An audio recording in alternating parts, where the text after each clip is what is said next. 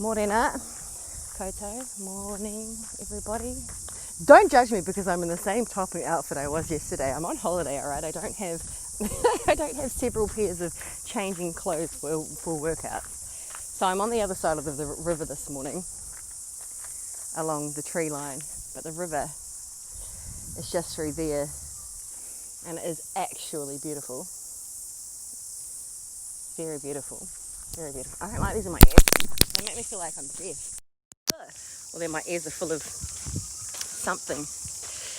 Anyway, I felt a little bit like I needed to come in and share something today that might serve you, because I felt a little bit pissed about something, and I was like, you know what, fuck this shit. There's a messaging out there in the world at the moment that's going on, and I'm going to share a different perspective. And here it is. So how do I put this story? I can't remember what I wrote. It doesn't really matter. The story will come out and you'll hear what I'm saying. So sometimes when you have coaches or mentors or people in your life, parents, teachers, whatever, I want to jump on this, but I might die. I'm just going to see if I can climb on this tree to get a good view. I'm just climbing up here, and then I'll tell you my story. It's very important that I'm in a very, I'm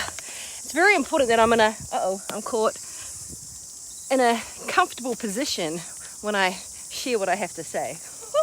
Don't crack.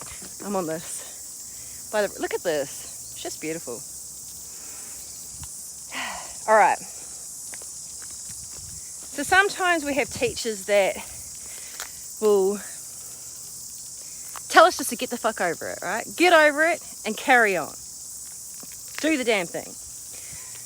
And it's not a bad thing. They're just trying to encourage you in a way that, you know, they would probably encourage themselves. Or maybe they got encouraged that way themselves by someone else. You know, we all learn from our teachers. I'd like to teach you a different perspective that you could hold if you want to.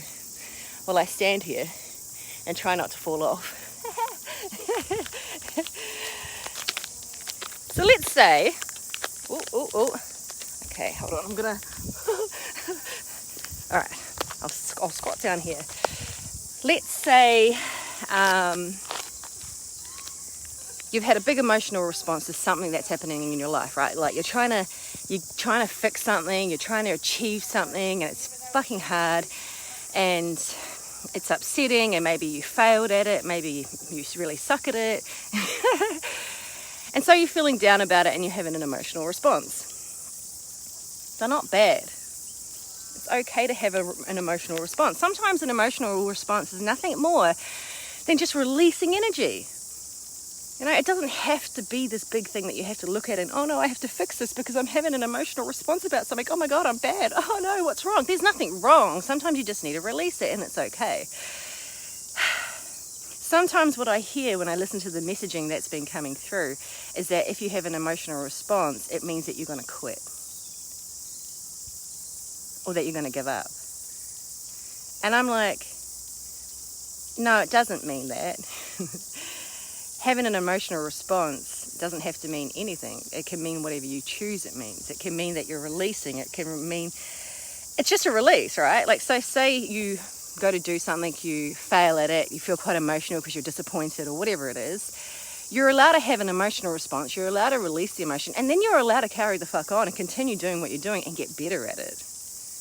For me, that is a way more liberating and freeing way of seeing and experiencing my own emotions. But if someone's there telling me, get over it and just keep going, you know, kind of shutting my emotional response or expression down, I don't see that as very useful, because in my mind, I'm like, who said I was going to quit? Like, just because I'm emotionally responding and I feel disappointed or I feel sad or whatever it is that I'm feeling about whatever the thing is, that doesn't automatically mean I'm going to quit. In fact, it usually gives me this massive release where I feel really good and then I can carry on. Does this make sense to anybody? Do any of you feel sometimes shame around, or that like you're a bad person because you're having a response to something? I guess my message really is to share this with you today, is that you're not. You can shift your perspective around it. you're allowed to find what works for you. I think what I'm really saying is any kind of mentor that is in front of you telling you what you should do or how you should be, or if you need to get the fuck over it, release what they say. Like, hear them. Okay, so they're trying to encourage me. They want me to not quit, because shit is hard, and you just do have to carry on sometimes. It's just how it is. And you're not going to succeed at everything you do, and that's fine. And then you get to refine it. You get to look at, okay, where can I get better at certain things? Where am I not as good as I'd like to be or could be? How can I fix this? It's a different kind of mindset, right?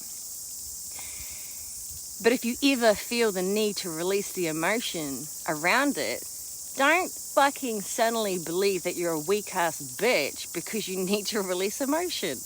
Because you're not. It's just natural. It's legit like the urge when you need a shit. I'm not going to cry or feel bad about myself because I need a shit. I need a shit. And I'm going to let it out. It's done. Cool. Carry on. And I know that sounds really crude, but it's a really good way of remembering this analogy. If you need to cry, if you need to break down, if you need to fall apart for a moment, let yourself do it. Cool. Then get back up and carry on. Get back and start being better. How can I do this? You can also question whether. Here's one thing that I did. So I had a breakdown one day. Felt really good. Big cry. This is so dumb. Oh, I failed. Yep. Breathed. Had a great sleep. Next morning got up. Sat on the couch.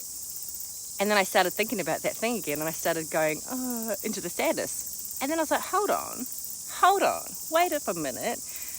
I'm like, do I actually need to redo this whole cry thing? Or am I done? Like, it's a question. Just ask yourself, because we can go in and release and have the release, and it's great. But then sometimes we just start going into it as if we have to. And I'm like, no, I got a choice here. I'm like, do I actually need to release anymore? Is there anything that really needs to be released? Or is this me just slipstreaming into a program of me thinking I have to do another release? And then I started cracking up laughing because I realized I didn't have to release anything. I just started going into a story. And then when I caught myself in the story, I pissed myself laughing. And it felt so damn good because I didn't have to go down there and act all sad again. It was done. Do you see how freeing and liberating it is when you just open up a little bit and release the rules around how it has to be, but you get to observe yourself, navigate yourself, and also choose and decide how it gets to be? Let yourself release if you need to release. Question yourself if you really need to release again. Do I need to, or am I just playing this out and getting in my way? Oh, I'm getting in my way. Cool. Haha. Carry on. It's a lot more fun that way. It's a hell of a lot more fun. You get a lot more done too. And you don't end up recreating programs or patterns that you have created. You don't have to recreate them again and again and again. Look how great this is. Hello, Nikki. I love being here. I love the fact that I can sit on this and I don't have to worry about snakes. Snakes or spiders that are going to bite. Oh my God, though. Literally, there was a big freaking huge whiteback spider crawling on my arm the other night in the dark. And I was like, what is this? I got my phone to have a look on my arm. And I screamed like a... Jumped up, turned on the light, was looking around like, where is it? Because you know that whitebacks can give you some kind of skin-eating disease or something. I'm pretty sure that's true. Google it. And then I had to search everywhere. I was flicking my bed things and I couldn't find it. And then I finally sat down and then this massive thing crawled from underneath my pillow. I was like, no!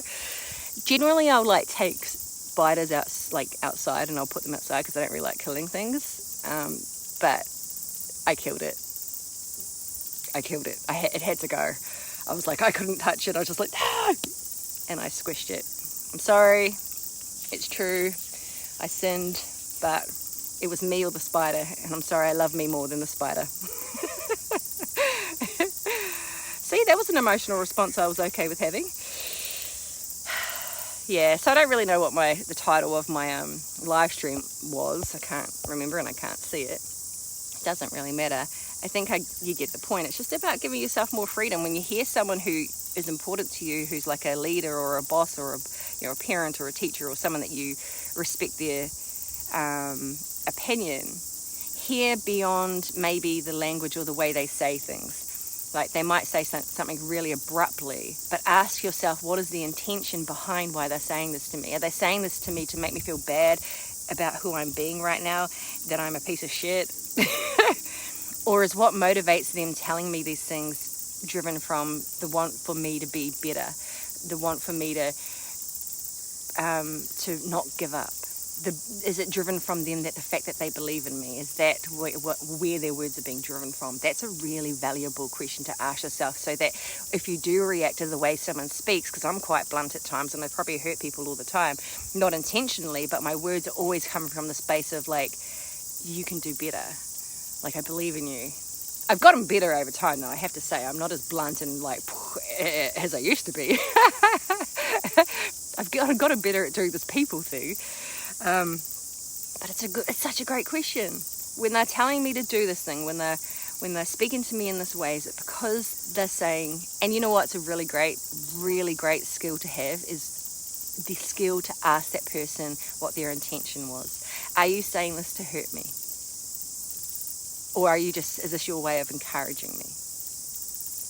It's scary as fuck sometimes to ask somebody that, because you think they might be saying it because you might get the answer you don't really want to hear, like, yes, you are a piece of shit. But the cool thing is if they do come forward with that and they are saying it from that perspective or that with that intention, you can then just sit back and be like, again, like the story I was talking about yesterday, the victim thing, you can either sit there and be like, oh my God, I am a piece of shit, they think I am, or you can just back yourself, remind yourself of the badass that you are and say, cool, this person thinks that, what do I think about me? Get really solid in knowing who the fuck you are. It's powerful. Be open to hearing and to be moving and to be guided and to be taught and to kind of look at yourself and be like, oh yeah, okay, that part of me is not so great. Oh, okay, this is something I get to like let go of and see why I'd be this way. But also, ultimately, you are never a piece of shit. There are parts of us that are a piece of shit, which is a harsh way of my language. But entirely in the wholeness of you, you're not. You're far beyond that. You're a magical human who is highly capable, even if you don't realize it now. Wasn't that a lovely speech? Well, I sit in such a beautiful spot. Hold on, I'll turn this around so you can see better. How do I turn it? There.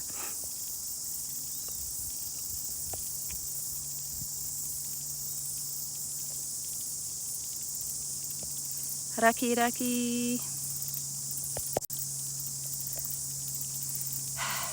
And this is where I start telling you about expressed as fuck. 27 days to remove the shit that is getting in the way of you having a life you fucking love.